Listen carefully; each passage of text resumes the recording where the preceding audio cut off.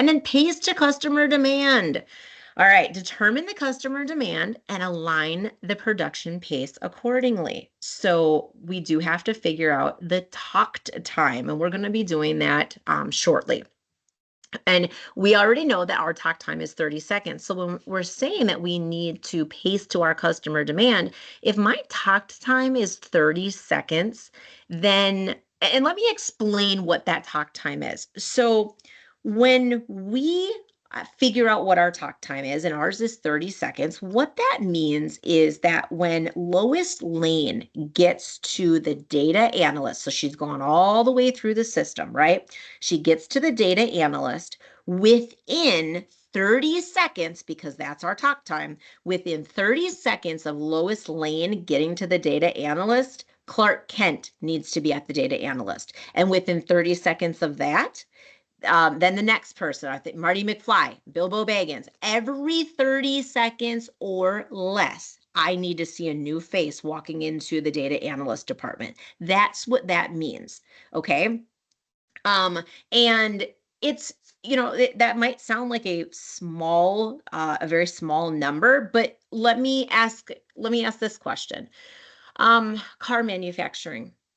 I know on the East Coast, there's some big car manufacturers down there.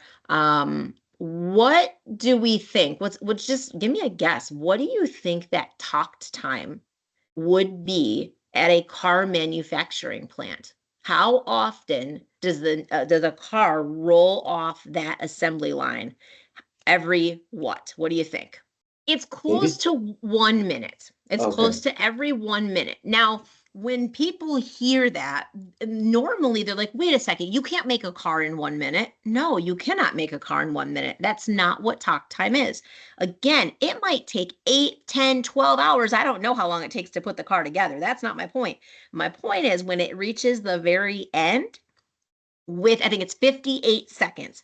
Within 58 seconds of that car rolling off the line, the next car needs to be rolling off the line. And then 58 seconds later, the next car needs to be rolling off the line. So it's the same thing for us. When Lois Lane goes through that system, remember, we got to get her done in half a day to a full day. So 90 seconds to 180 seconds is when she needs to be done.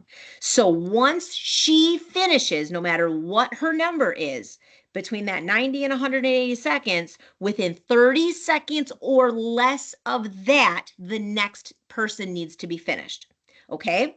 So when we calculate our talk time, which, like I said, I'm going to show you in a minute how we calculate it. But when we figure out what it is, we want to make sure that we are working to that. We are pacing to that.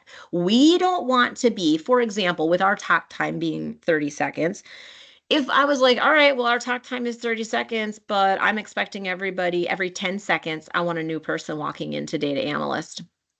That's too fast. I'm going to burn out my people. I'm going to burn out my machines.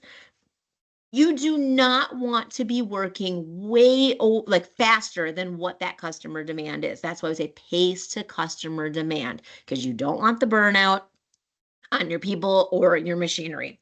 So set the production rate to match that talk time, and then continuously monitor and adjust those production pace based on the customer demand fluctuations. Because if things change, then that talk time is going to change. If their demand goes up or goes down, and you still have the same amount of working hours to get the job done, then you have to recalculate your talk time, because it is the customer demand divided by the working time that we have. So if we're working an 8-hour day, but we have an hour worth of scheduled breaks, then guess what? We only have 7 hours to get the job done. And so we got 7 hours to get, whatever it is. We got to figure out how many products or whatever that customer wants. That's how we figure out what our talk time is.